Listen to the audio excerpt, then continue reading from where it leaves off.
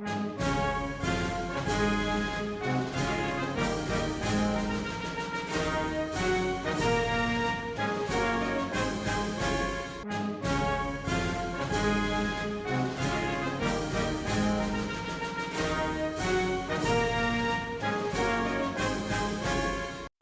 liberties, as well as keeping our police force, our sheriffs, peace officers, independent of the federal government and under local control of the local citizens like you. He's been a great speaker in the freedom movement for many, many years. He publishes a newsletter called Aid in the Bet. Also, he had a great book which got me introduced to him in early 90s called The Operation 2000 Vampire Killer, which I'm sure will tell you more about that. Please help me give a warm hand of welcome to Mr. Jack McLamb.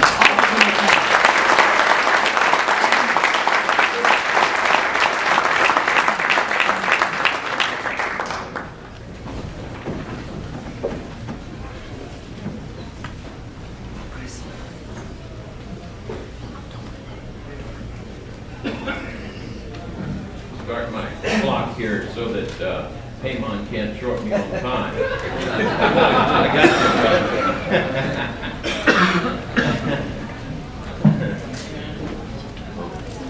Oh my goodness. Wow, what a great day it is. My goodness, so good to be here with all of you. I'm just thrilled to see the turnout. And I've been stored away up into Idaho in our Christian communities up there. A few years back we started something, it's a movement to take over a county. And our goal was is we would ask Christians all over the nation to move to Idaho County, Idaho. And with our votes, you know, if we got hundreds and hundreds of families, we could vote the rascals out in the county and put people in that love God and freedom and take over the county. So at this time, praise the Lord, we have 350 some families from 35 different states who have moved in. We voted out the county commissioners and voted our own people in. We voted out the judge and voted one of our own people in. And this next election, we're taking out the sheriff and the prosecutor.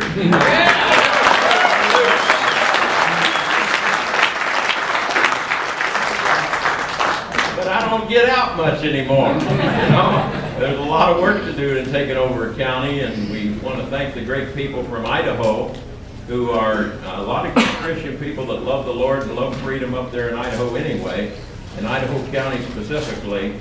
And we've gone to help them do this. Really, they haven't helped us because there was many more of them there than we had brought to the area. But with the additional about 700 votes now in a very sparsely populated county, we've seen the Lord do miracles up there.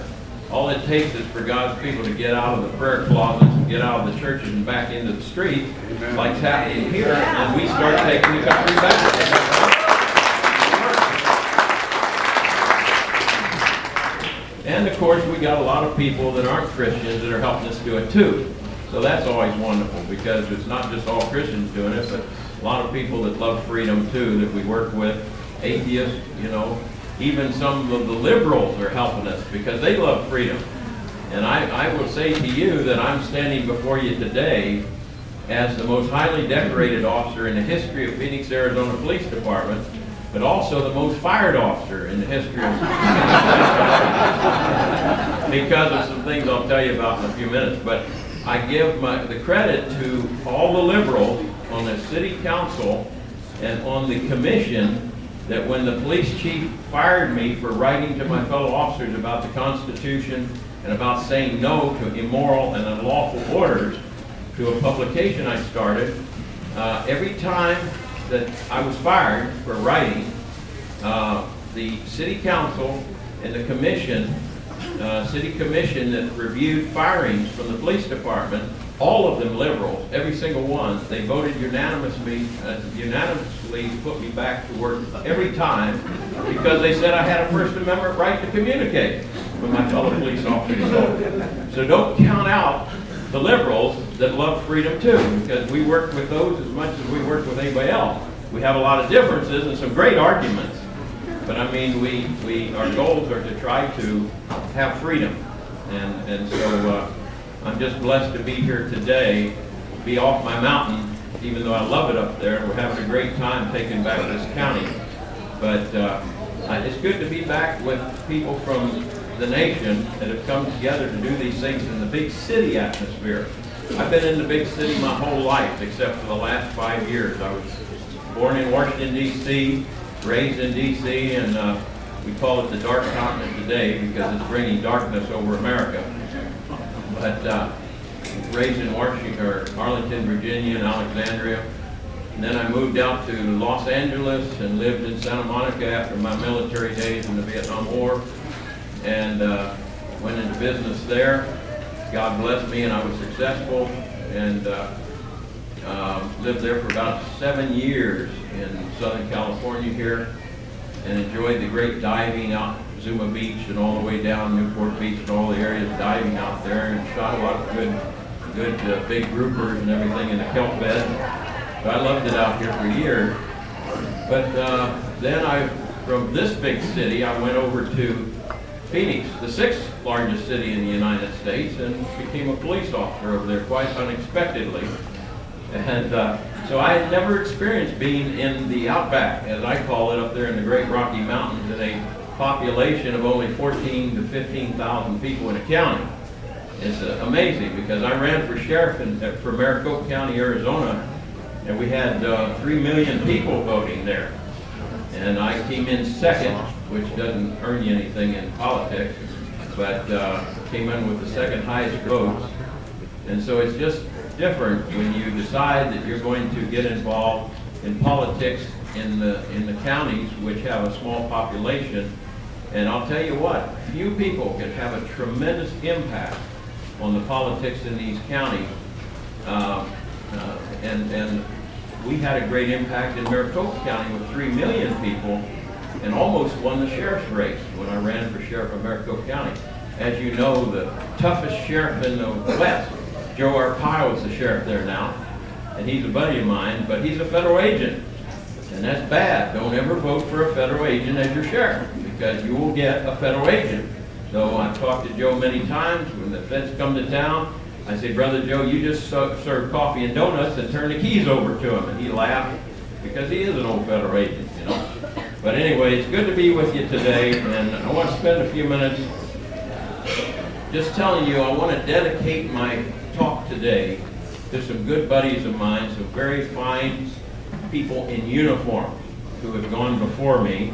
Sheriff Gene Matthews was executed in Arkansas in 1983 by federal agents after they had executed a man named Gordon Call, federal fugitive Gordon Call. And he saw the execution, and they felt he was going to speak out about it, so they executed him in the same home. And I want to dedicate this to Sheriff Gene Matthews, who never had a chance to go and tell the truth about what happened in that homeland, or that small home in Lawrence County, Arkansas. I want to dedicate my speech to Joe Occupante, DEA agent who stood up and spoke out and followed the trail and amassed the evidence to prove our government's involvement in bringing drugs into the United States. They did a operation on him and set him up and put him in prison for 7 years, and he now is out, praise the Lord. He got out and is no longer in law enforcement. And he was a brother that would not stop trying to prove that our government's bringing the majority of drugs into the United States, until they put him in prison, and he finally got a pardon. And he started an organization now for police officers that are whistleblowers, to help them to be able to stand up and speak out. I want to dedicate my speech today to Richard Taus, FBI agent extraordinaire, who got in trouble for the same thing. He was tracking, he found out the evidence in New York City. He was one of the top agents in New York City, and he started tracking the government's involvement in bringing the drugs into New York City. His bosses told him to leave it alone, leave it alone. Richard Taus wouldn't do that. So he's been in prison now for 12 years. They set him up and railroaded him into prison. He's still in there. I would ask for your prayers for Richard Taus. And sad story. Has a son who he hasn't seen for 12 years. But he's alive. He's still alive and kicking and trying to get parole to get out of there. if he had done the crimes that he was convicted for, if he had actually committed the crimes he was convicted for, he would have been out probably 4 years. But he's been in there 12 years now, and they may never let him out, so he needs your prayers, because he was just trying to expose our government's drug running. And they can't allow that, of course. And so the last one is Sergeant Terry Yakey. Some of you might recognize that name. He's a dear brother, big smile on his face, big black guy, almost a foot taller than me, sergeant for the Oklahoma City Police Department. He was one of the first police officers into the crime scene there when the Oklahoma City Federal Building was blown up from inside. And he saw things he shouldn't see. Sergeant Terry Yakey was troubled. He went to his superiors when he was in the basement of that building. He saw explosive devices, he saw other things, and he knew that that building was blown up from inside.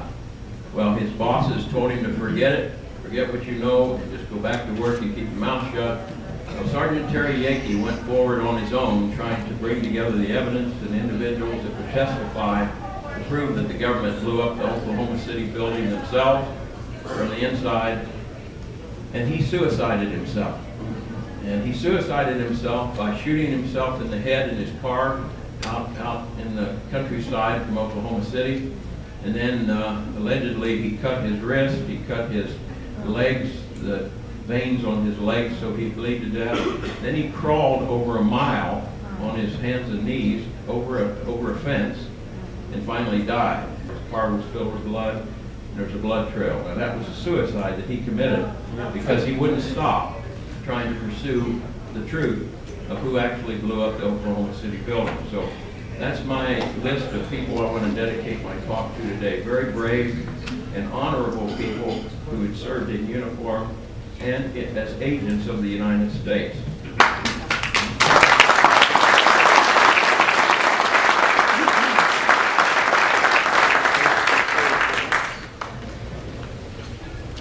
Also, I want to say there's a lot of my heroes here today, but one walked in and surprised me, who was a vice presidential candidate with Pat Buchanan, Isola Foster. Isola, are you here? She has to leave already. She said she had to go someplace. I just went to lunch with her. Well, that's too bad she's not still here, because I know you know Isola Foster. I call her my hero because cops have a hard time saying heroin.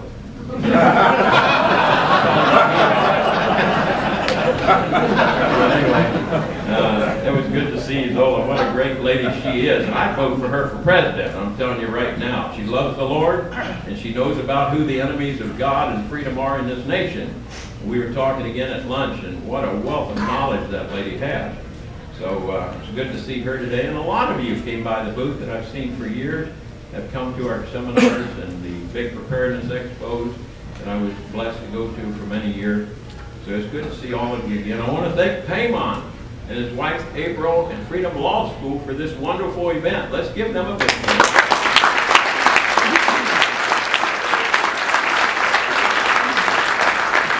There's a lot of people helped them put on this event, and it's just marvelous, And so thank you, Paymon, very much. This is what we're concerned about, folks, right here. If you came to hear me speak at any of the preparedness expos over the last 10 years ago, you probably saw me show this poster. Now, I have a tremor, so I can't hold it still. I was injured in the line of duty, and it left me with a tremor, so I'm not scared or anything. I am scared. I don't like sitting up in front of people and speaking, but that's not why I'm shaking. Now, this is a list of over 120 organizations back to the 11th century that was drawn up by a friend of mine who was also a police officer, an undercover agent. He infiltrated the Black Panther Party and many of the leftist organizations in the 60s, communist organizations. And he began to speak out because he had a photographic memory. And as he toured the country as an undercover agent for the federal government and state governments, one of the best federal undercover agents they had, because he looked like a hippie all the time. He fit in the 60s to the group.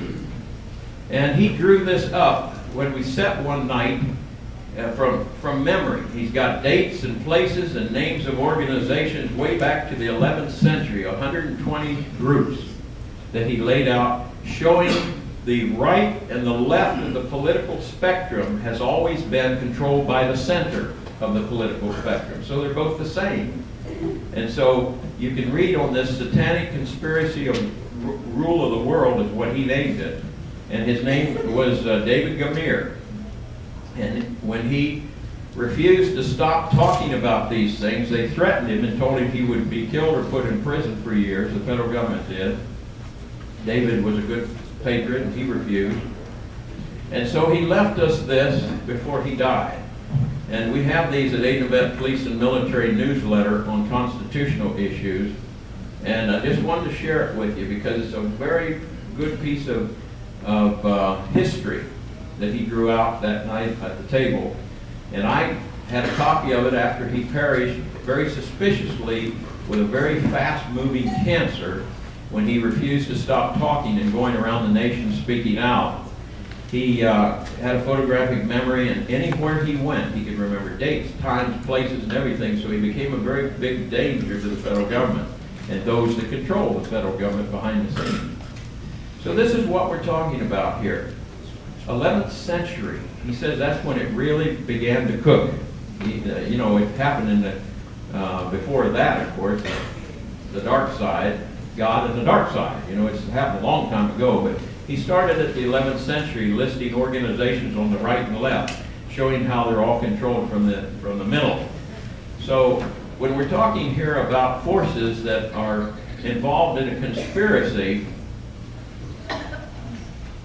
we want to say, oh, poo-poo, that's ridiculous. It's just, things just happen to happen, you know, right? They just happen to happen.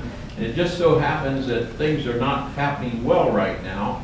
But our time's coming again, and the economy will come up, everything will come back up, and things just happen to happen. Well, all around you, if you're new here, I'm here to tell you that there's evidence all around you that, and I know what evidence is. As an old cop and police investigator of many years, I know what's real evidence and what isn't, and I know how to research and investigate. And I'll tell you that there is a world conspiracy. It's been going on a long time.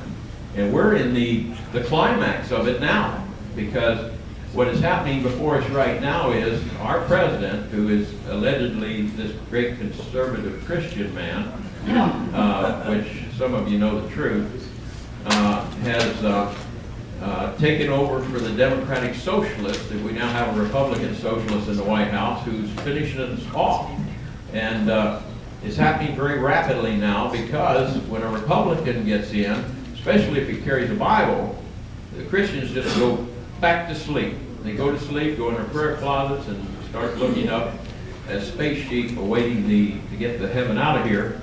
And they're no longer concerned about what's going on because we're safe, because we've got a Christian conservative in the White House. And so we were talking with Izola Foster and others that if Clinton had been in office during these last few years, and tried to do the things that this president has gotten away with, and I've got just reams and reams of issues here, laws he's passed, the Victory Law, the Anti-Terrorism Acts, the Patriot Acts, all these things. If Clinton had tried to pass one of these, we would have scrutinized him so bad and called him all kinds of names, and all the people, conservatives in the nation, would have been up on his throat, and he wouldn't have got it done. Just flat out, because it's too draconian. It's too tyrannical. But you get a Christian conservative in there, allegedly, and boy, they can rock and roll, because everybody's going to just say, well, he wouldn't do anything to hurt us, you know. It's just like saying, we're from the government, we're here to help you. Well, give you a little history here, folks, that a few years ago, in 1977, I was a police officer on the streets of Phoenix. Had only been on the force for a year, and I was blessed to have been awakened in the Phoenix Police Academy. We had the 6th largest city in the United States, and in the Phoenix Police Academy, we had the regional police academy that trained all the officers in Arizona in that academy. And I went through that academy, fortunately, and heard things in that academy that shocked me. Now, I went through, after my time in the Vietnam War, and after being in business in Washington, D.C., and in California, successfully in business, and found myself ending up in Arizona without a job, so I went and took the test and became a cop, not knowing anything except what I saw on Adam 12. That's what I knew about being a cop. And when they said, hey, police exam being given, go in and take the test, what clicked in my mind was Adam 12. Because as a businessman, that's all I knew about law enforcement. I said, that's cool. I'm going to go in and every day I'm going to do something to save the country. And I'm going to, you know, I'm relating to Adam 12. I went in, took the test, became an academy graduate. But in the police academy, I was shocked at some of the things I learned because I was 32 years of age when I went through. Not 20 years old, not 21 years old like the other students or the other prospective police officers. And some things we heard is that you're the thin blue line, and without you, the people would totally destroy themselves. Another few days went by and another commander would come in and say, you're no longer citizens anymore, you're an entity of government, raised on a level above the citizens to better supervise them for their own good. And on and on and on, week after week after week, for 16 weeks, we were turned into something that we didn't know we were being turned into. The 20 and 21-year-olds with no life's experience, very little. They hadn't been in a war. You know, I'd been in the Vietnam situation. But at this time, in 1976, these young people, just 30, 20, and 21-year-olds, some of them, most of them were still living at home with their folks. Many of them were. And so they had no life's experience. And I learned during that academy why they like to get them in there at 20 and 21 years of age. Because they don't know anything, very little. And what they tell them as authoritarian figures coming in with these uniforms, but usually with bars on this, and you know, scrambled eggs on the hats and all, and these majors come in and these captains come in and, you know, all come in and walking in, and they tell these young people something, and their eyes are just bugging out, eager to learn about how to be a police officer, knowing that these guys would never lie to them, you see? But in 16 weeks, they turned these young people into something that shocked me and disturbed me very much. And that was, they went from coming in, 99% of these young people go in for the right reasons. They want to serve and protect the people in their community, and they want to try to do something with their life that at night they can come home and feel good about what they did the day before, you know, or that day. And so their hearts are good when they go in at that age. But when they come out, they're no longer servants and protectors of the people, but in 16 weeks they've become servants and protectors of the system from the people. And they will be now going out into the streets to have another officer train them in how to, OJT, on-the-job training of how to protect the system from the people.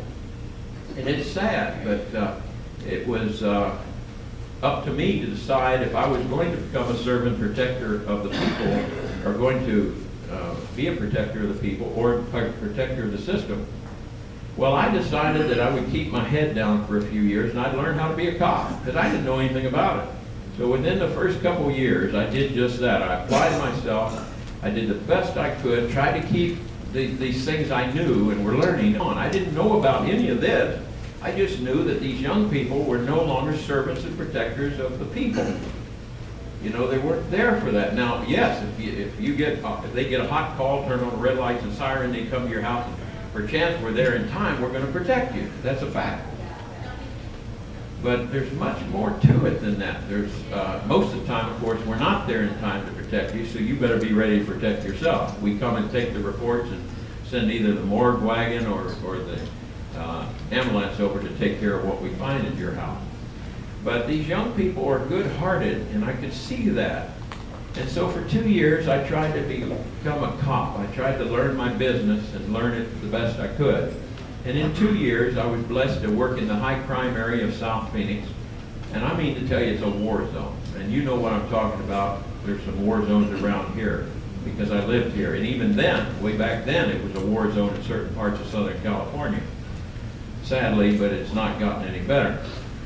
So within 2 years, I was thrilled to, I guess it was almost 3 years, because of whatever forces was dealing with me. We had 2,500 men and women under arms on the Phoenix Police Department. That's the 6th largest city. And I had become the most highly decorated officer in the history of that police department. I could do no wrong. Everywhere I went, I was catching bad guys. Everything I did turned in to be gold.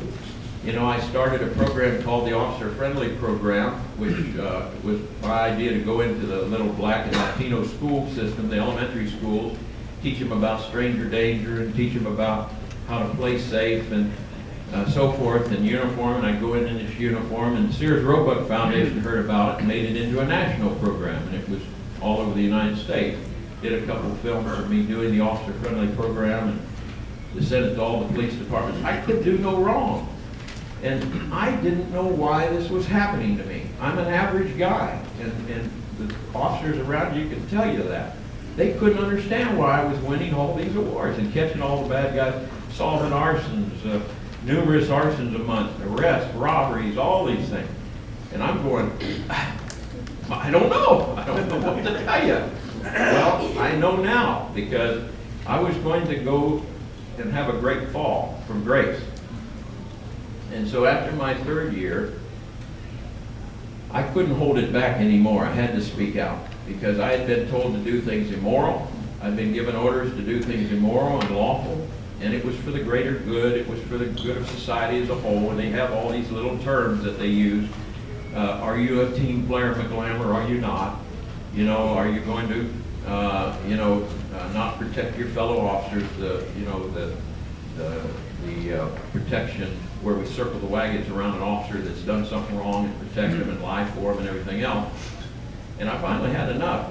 I was a Christian police officer, and I got tired of going home at night and couldn't sleep. Even though we were taught to rationalize that the greater good was done by me lying, or you change a police report or something, it just ate away my heart.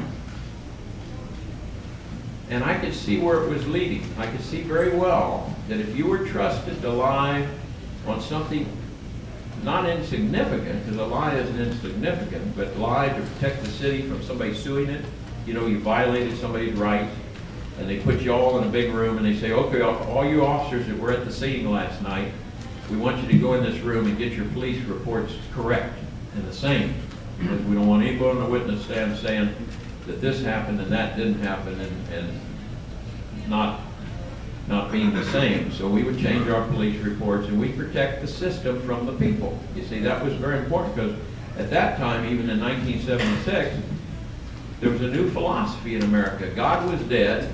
You know, he's being booted out of everything. Christians had withdrawn from all the institutions, and they're awaiting the rapture. And they left everything, and so evil takes over, of course. If you have a vacuum and the good people move out, guess what moves in? So we went to a law of the end justifies the means political philosophy. Everything is all right as long as it promotes the goal. And the goal was for us to protect the city from the people.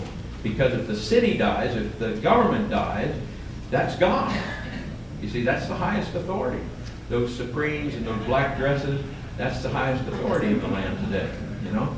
And so we were taught that. And so anything to save God, the system, from the people was perceived to be the best you could do. You see, we might have to hurt a few citizens, but God forbid the system would fall. What we do, we'd be in chaos. We'd lose all our freedoms. So we may have to break a few eggs, meaning the citizens' lives and so forth, but the overall good was being done if we protected the system. So I had enough of that. Couldn't handle it anymore. And was then, praise the Lord, now I began to understand why I had become the most highly decorated officer in the history of Phoenix, Arizona. Because I was going to take a big leap, and I was going to start writing a publication to my fellow officers and soldiers about obeying their oath. Just obeying your oath. Just that simple. Read your oath first. That you swore to defend the Constitution of the United States, protect the people's rights and their liberties, protect their property if you're a police officer, you're involved in protecting property, and just obey your oath.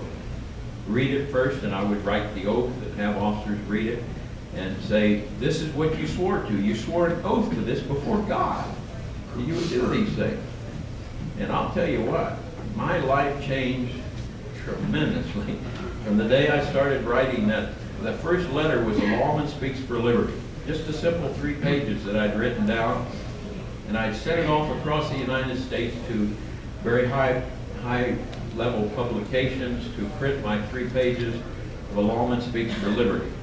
And nobody would print it. None of the media would print it. I didn't know at the time that it was all controlled like I do now. But I was saddened by that because I was beginning to say no to immorality, and I was beginning to say no to unlawfulness, and say no to orders that were unlawful and immoral. And I was beginning to catch a lot of flack. Believe me, I was, because I'm the most highly decorated officer. Everybody knows me. Even all the cities around Phoenix, Arizona knew of me. And so when I began to rebel and say, no, I'm not going to do anything that violates my oath. Here's my oath. Have you read it lately? And I would carry it with me. And I'm not doing anything. This guy, we stopped the car one night. I rolled up on the scene as a backup.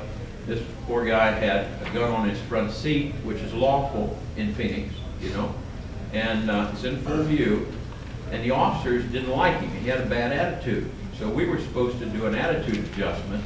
And that attitude adjustment was going to be, we would say that he had his coat over the gun. Now it's illegal, it's a hidden gun, and we could book him, you see, and adjust his attitude. Well, I'm not into that. No, I'm not going to do that. And furthermore, if any of you officers do it, I'm going to tell. Well, that wasn't a popular thing to do, because I wasn't a team player anymore, you know. And so I began to do some of these things, and then I had run into an 85, 90-year-old man out at Sun City, Arizona. I was invited out to speak on crime prevention to help them because these dear retirees out there at Sun City, Arizona, is a retirement center, were being raped and robbed in their homes, and as they go cash their Social Security checks, they were hit in the head and everything. So I went out, I knew how to stop it, and I went out and did a speech for them one night. And in the back of the room of about 35 senior citizens was an elderly gentleman, looked like he was sleeping the whole time. And when I asked for questions and answers, his little bony arm was the first one to go up. You know, he's waving his arm. Well, what that little man did to me changed my life forever. He asked me a series of questions about my oath, and if I knew the law. I said, yes, I know the law. Ask your question. Do you know your oath? Yes, I know the oath. So he embarrassed me to tears by asking me about what Article 6 of the Bill of Rights was, what the Ninth Amendment was, and so forth and so on. And he just embarrassed me to tears because he's talking about the Bill of Rights. And he said after he'd embarrassed me terribly, and I was feeling so low I could crawl out through that door underneath it without needing to open it. And he made me mad. He made me really mad because here I'm the great officer Jack McLamb, the most highly decorated officer in the history of Phoenix, Arizona. I should not be treated like this. And I'd say, Lord, who is this guy? I felt like, you know, I'd heard about pistol whipping. This seemed appropriate at the time.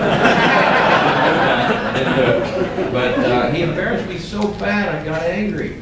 And I finally, the last thing he asked is, officer, he said, if you know the law, he says, how do you say to me that you're going to protect my rights and swear an oath that you're going to protect my rights and protect the Constitution? You don't even know what it is. Oh, I was destroyed. I was just destroyed. And I went back to Phoenix mad that night, about a 35-mile drive back to Phoenix. I'm just mad. I'm talking to the Lord, saying, Lord, I didn't deserve that. Lord, and, you know, and this guy was evil, must have been devil or something in there, you know. And I was really upset. And for a month after that, I fussed and feuded. I couldn't sleep at night. And I kept thinking about that little old man that embarrassed me. I just had vengeance in my heart. You know, I didn't know who he was. And so about a month later, I sat up in the middle of bed at night. And it hit me. God finally hit me over the head with a 2x4, I guess, in the middle of the night. And I woke up and I thought, this man was right. I should know what my oath is.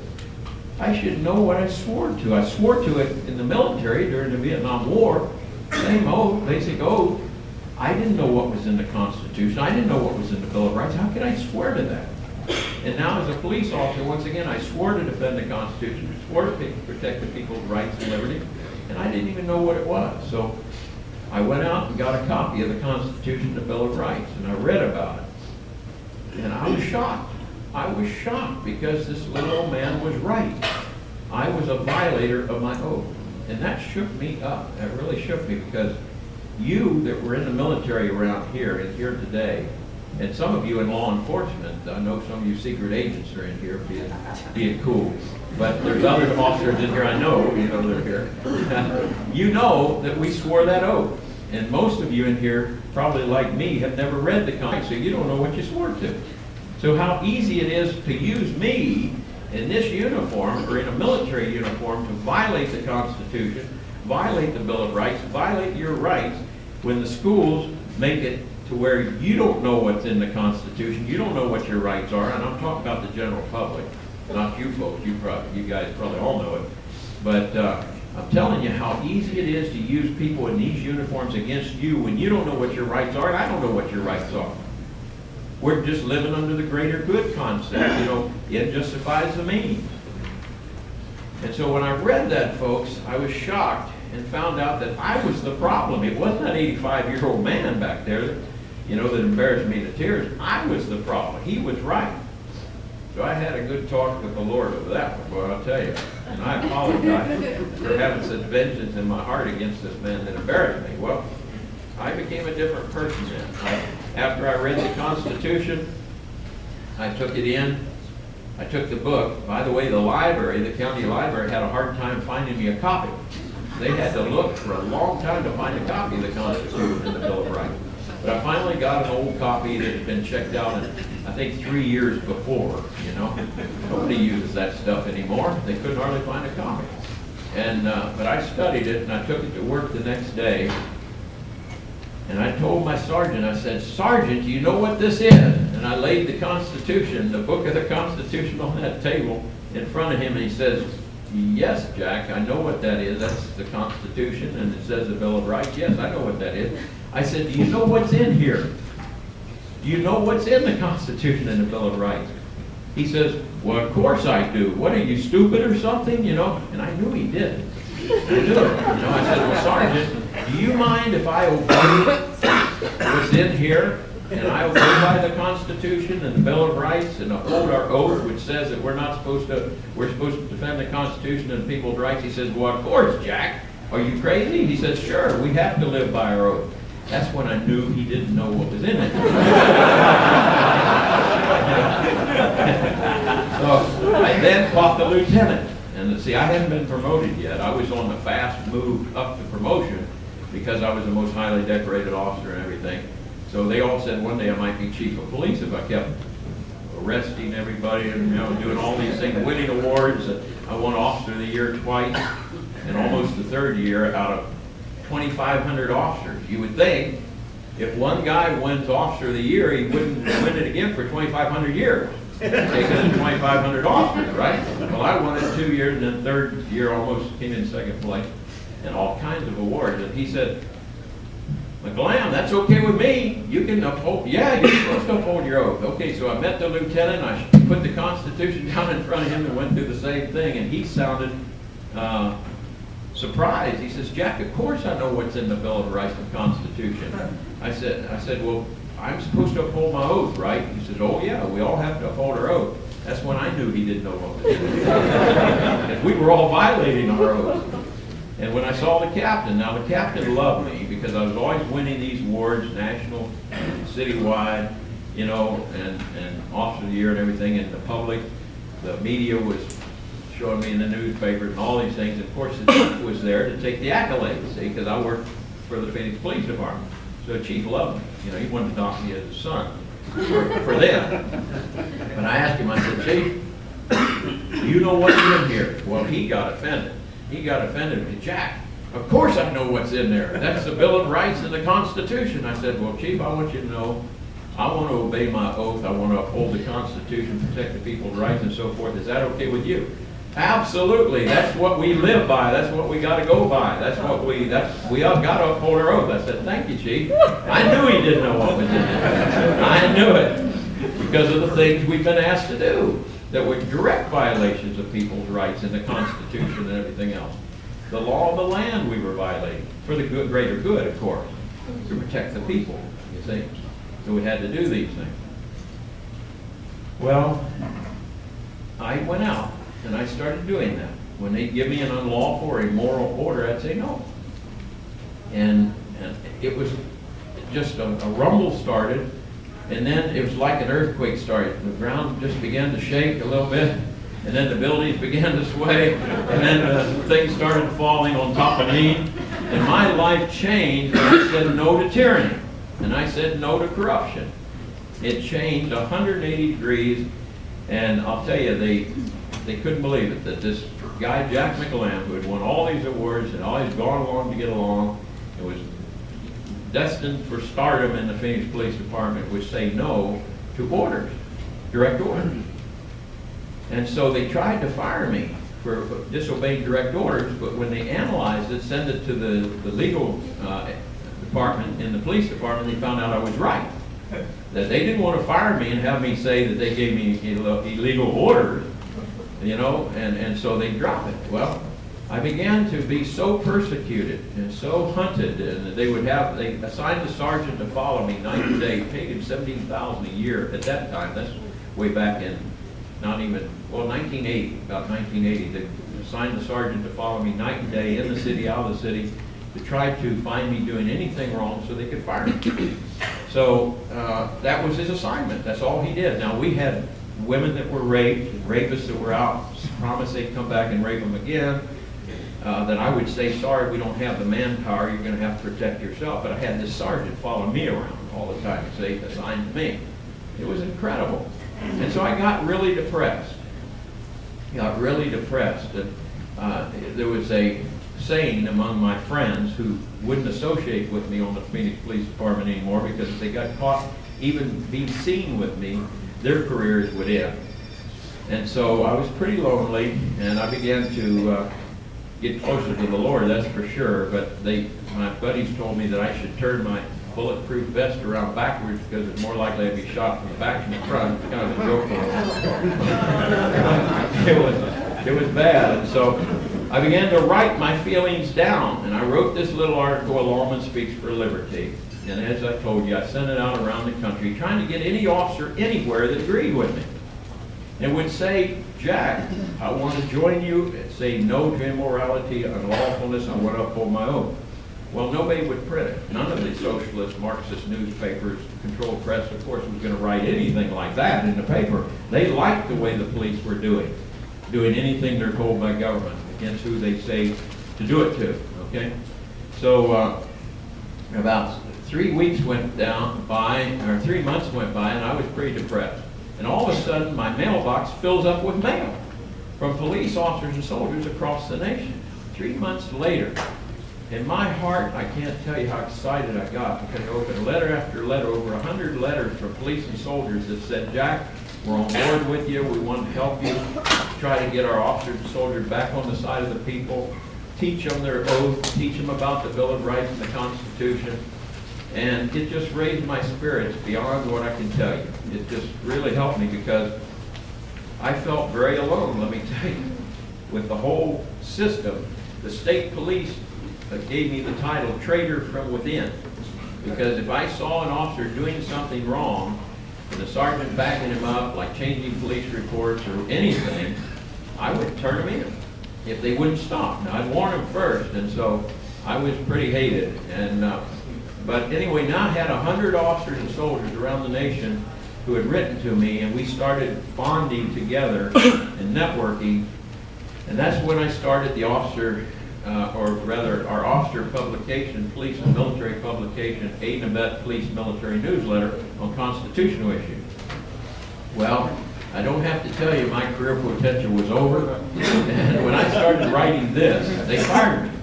They fired me, and I went to this very liberal civil service board and the city fathers, who were all liberal, and they voted unanimously unanimously to give me back my job.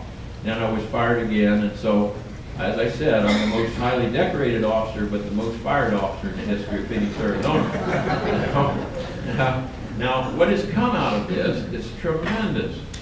For 23 years now, I've been publishing this. Now, I was injured in the line of duty a couple of years after I was fired repeatedly for writing this publication, and they had to rehire me every time. And so I've got the dubious honor of being the most highly decorated, the most fired. I'm the only officer, I think, in the history of the nation that has a badge, because I had to take it off and put it on so many times, it's held on by Velcro.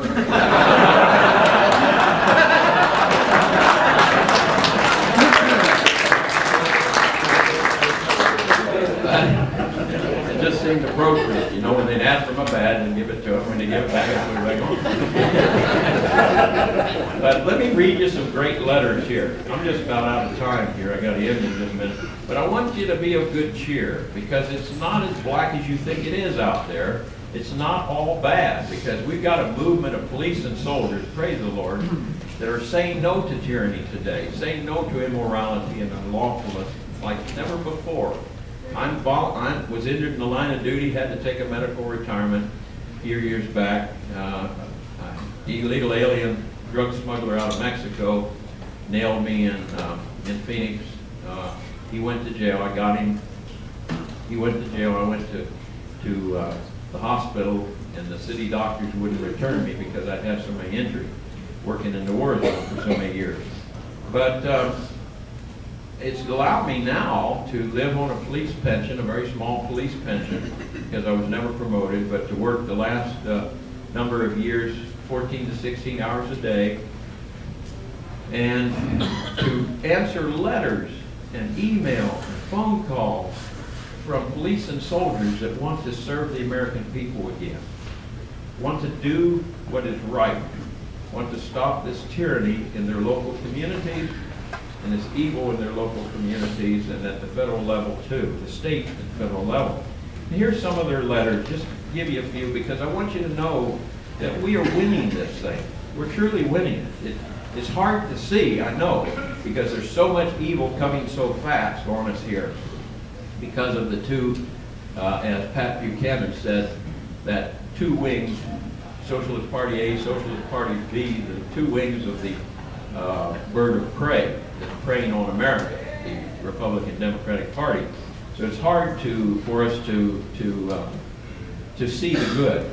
But I want to also tell you that I want to give out my website, and we now think growing so fast that we formed an international association of police and soldiers, because we have police and soldiers in 20 other nations that contacted us and want to try to throw off the same tyrannical system in their nation, Australia, New Zealand, Canada, England, and other places. 20 different nations of police and soldiers that have come together now working with us to try to stop this New World Order.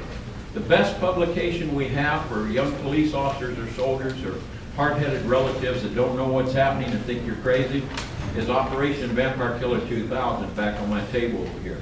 It is the primer for police and soldiers. If they know nothing and we need to educate them, we give them Operation Vampire Killer 2000 because it has the quotes of President, Prime Minister, Supreme Court Justices, Congressman Barry Goldwater and others, Senator Barry Goldwater and many others, quote after quote after quote, speaking about the New World Order. And when the officers or soldiers read it, they know it's real, because they either have to think all these people, prime ministers and presidents and all lied, that there isn't such a thing, or as they're speaking about it in there, that they lied, or that it is real. And a rational person decides, because all of these dozens and dozens and dozens of quotes from people they recognize their names, Winston Churchill, FDR, and all these things,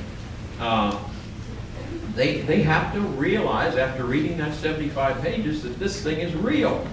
They can no longer say that it's not.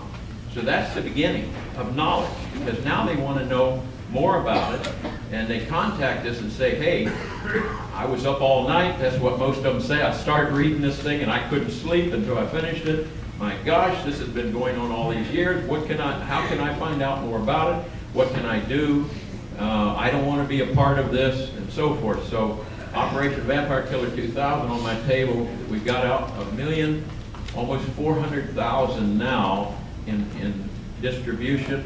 Praise the Lord. And many of them are in the hands of police and soldiers, and you can help us get them in the hands of police and soldiers in your area here that need them desperately today, or they're going to be used, if they're not already being used, in this Antichrist world system that's coming locally in your community here through the Patriot Acts and the Victory Act and all these acts that and laws that the Bush crime family have put on the records there as fast as they can. But here's what you get. You help us reach the hearts and minds of our brothers and sisters in uniform. Here's what you can expect. Here is Officer Joseph L., Southeast United States. Once again, I wish to thank you for instructing me about Child Protective Services, who they are and what their goals are and how they are using us officers to commit infractions against the public. As I told you, I shared this information with my fellow officers who too have their own experiences with feeling terribly unclean about removing children from a family on an unsubstantiated anonymous caller stating that there was an abuse. And without due process of any kind, we removed the children. Twice in the last 2 months since passing your information on, we have used our newfound knowledge to protect families within our beat area. Officer Joseph L., Southeast United States. Wonderful. You know, they're learning about who is doing what. Here's Corporal D. Espinoza, Western United States. It's hard to admit that you guys were right. I have a lot to learn. Thank our colleagues there for publishing the police newsletter on the right to travel without a license, which another citizen gave me last year. It sure has helped me and our other officers to understand where the people are coming from and spells out our history of how we turned a right to travel into a government privilege. And, you know, officers are beginning to learn the corruption and the tyranny that's gone on. Here's a cop who says, I want to help awaken my fellow officers to their duty to support the Constitution and protect the citizens' rights. So often I witness my buddies violating citizens' rights because they don't have any knowledge of what those rights are. I've read one of your newsletters that a citizen gave me. Can you help me to inform my colleagues?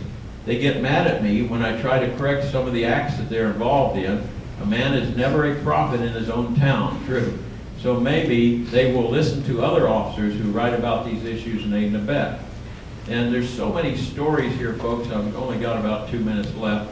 Officers' letters, soldiers' letters, just one after the other that we print in aid and abet police military newsletter.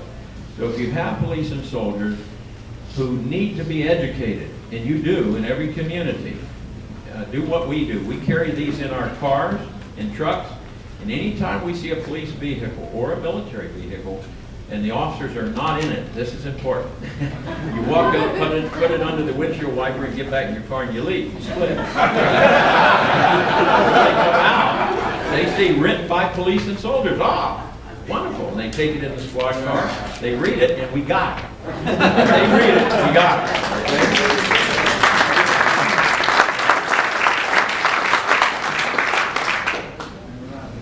Well, I always bring enough for 4 hours, and Paymon wouldn't give me 4 hours, so I'll have to end here real quick. I want to tell you, it's exciting every day to work with police and soldiers. I don't have a life except for working 14, 16 hours a day answering mail, and it's a good duty. It's good duty. It's tremendous duty, and I wish you could read the letters of those that are in Baghdad writing to us that now know that this is a war not for terrorism at all. They know it's a war for oil and taking over those lands, putting a military presence there forever of the U.S. government.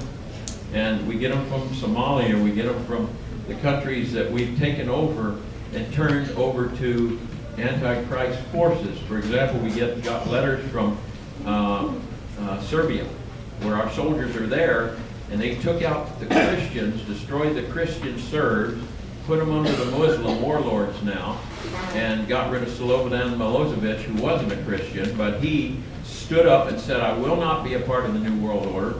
So Bush and the gang and Clinton, they go in and they clean out these countries and dominate them. In Baghdad now is getting a puppet government that's going to go along with the New World Order. And it was really amazing on the news here just a couple of weeks ago. We, of course, soldiers know, we know that we're there to crush these nations who said no to this world government system. Well, old Saddam and his family, not good people at all, evil people, but not as evil as we think, because we've heard that all the people in the community had guns. All of them, all the citizens had guns. Now, what tyrant on the face of the earth has ever allowed their citizens to have guns if they were so tyrannical? See? But just a couple weeks ago on CNN, it announced they had their talking roving reporter there in Baghdad saying, well, folks, it's wonderful. Today's a big, exciting day for the people of Baghdad and Iran, or Iraq rather, and they said the international bankers have just told us that they've concluded taking over the financial system in this nation, and everything's going to get better now. And I thought, oh, see, they didn't even let the international bankers in to control all this oil money. Now they got control of it. So you see, we're not being told the big picture. This is for taking over the world and using our brothers and sisters in uniform in over 120 nations now to do it unwittingly. They don't know. They think we're protecting, just like we thought in Vietnam, that we're protecting America by going on and killing all these little Oriental people over there. We were protecting America. Well, it was a lie. Just like it's protecting America from Baghdad and from Saddam, or from who's the people that destroyed all the poppy fields in Afghanistan? Taliban. Yeah, they destroyed all the poppy fields. The New York bankers were losing millions a month through drug money coming in. So now the poppy fields are all rebuilt, you know, in Afghanistan, and the oil's been taken over there, but they have more poppy fields than ever before, and the New York bankers are just making billions of money again, and nothing to do with protecting America. Well, I just want you to know that keep this in mind. I got to sit down now. But the website. Which website? Oh, the website. Okay, yeah, the website is easy. Just write this down. Police and Military Against the New World Order. That's it. Police and Military Against the New World Order. Spell it out. All spelled out. Police and Military Against the New World Order. And put .org or .com. And then put a dash between each word. Okay, police dash and dash military dash. Okay, very simple. Police and Military Against the New World Order .org or .com. And I just want to end with this, that the communists have worked this from the very beginning. And Margaret Mead was a good old socialist. And she said, never underestimate the power of a small group of committed citizens to change the world. It's the only thing that ever had. A small group of citizens, and they've changed the world here in America with a small group of people that are anti-American, anti-God, and they've changed America. And also, Samuel Adams said it this way: it does not require a majority to prevail. It requires an irate, tireless minority keen on setting brush fires in the people's minds. So, folks, we don't have to win back everybody in America. Only 5% of the people won the Revolutionary War, and it's 3 to 5% in the United States. You read the Holy Bible, God never needed very many people to take over and change the world. So what we're talking about here is winning with the minority. It's always happened. The communists say that, and it always will happen. So we're on the move, and we got to keep it going. And if you'll get materials on all these tables today, get the tapes from this seminar, and duplicate them, get them out, and we'll cause a geometric progression from this group alone that'll take over California and take it back under God and the Constitution. You can do it. And I tell you, the last thing is, it's a kind of a creepy and scary time for some people. We're not supposed to have a heart of fear. And I just want to remind you of Joshua 1:9. Have I not commanded you, be strong and courageous, do not tremble or be dismayed, for the Lord your God is with you everywhere you go. And that's absolutely the truth. Lord bless all of you. It's wonderful to be with you today.